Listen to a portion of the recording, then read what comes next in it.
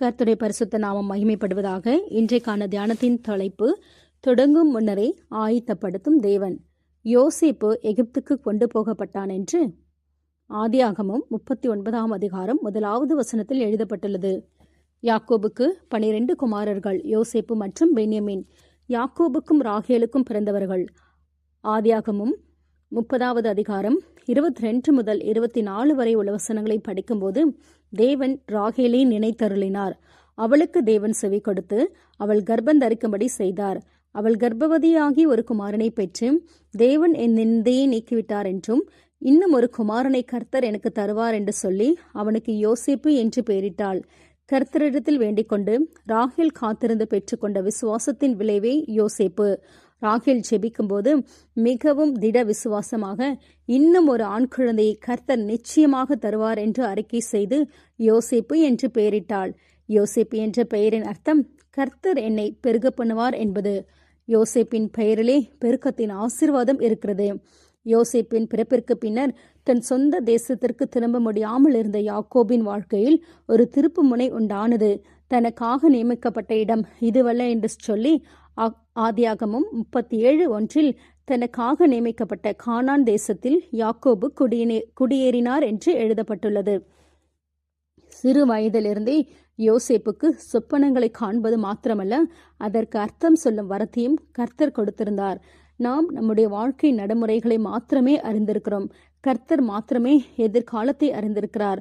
ஒவ்வொரு மனிதனுடைய வாழ்நாள் திட்டங்களும் அவர்களுடைய வாழ்க்கை பாதையும் அவர்களுடைய வாழ்நாளின் கடைசி நிமிடமும் கர்த்தருடைய பார்வைக்குள்ளாக இருக்கிறது.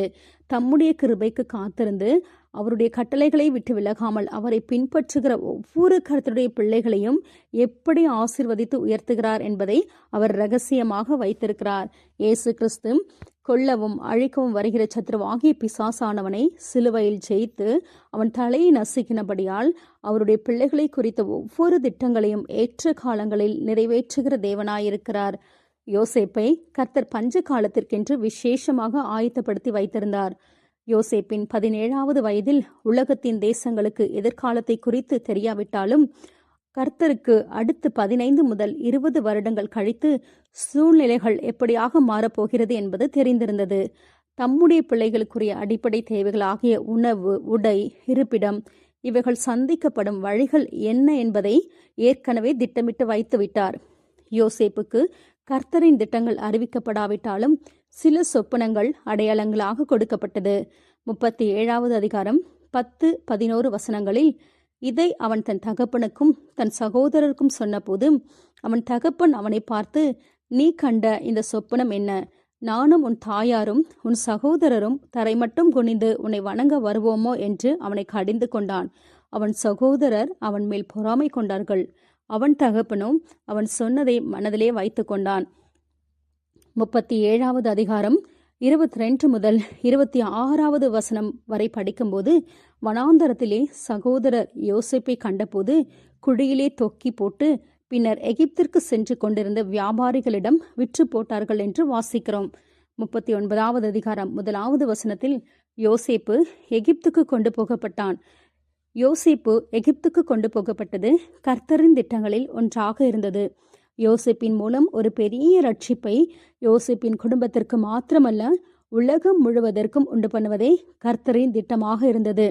ஆனால் அதற்கு முன்பாக கர்த்தர் உலகம் அறியாத யோசேப்பை எதிர்பார்க்காத அந்நிய தேசத்தில் தள்ளப்பட்ட வெறுக்கப்பட்ட சூழ்நிலைகளில் நடத்தி கொண்டு போய் ஆயத்தப்பட வேண்டியதாக இருந்தது. ஆனால் யோசேப்புக்கும், ஏன் இவைகளெல்லாம் என் வாழ்க்கையில் நடக்கிறது? ஏன் என் சகோதரர் என்னை அந்நியனாக கருதி அநியாயமாக குழியில் தூக்கி போட்டார்கள்?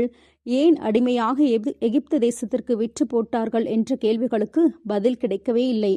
பல வருடங்கள் கழித்து கர்த்தருடைய திட்டங்களை தன் வாழ்க்கையில் அனுபவித்தவராக ஆதியாகமும் 50வது அதிகாரம் 20வது வசனத்தில், நீங்கள் எனக்கு தீமை செய்ய நினைத்தீர்கள், தேவனோ இப்பொழுது நடந்து வருகிறபடியே வெகு ஜனங்களை உயிரோடு காக்கும்படி அதை நன்மையாக முடிய பண்ணினார் என்று தன் சகோதரர்களிடம் பேசினார்.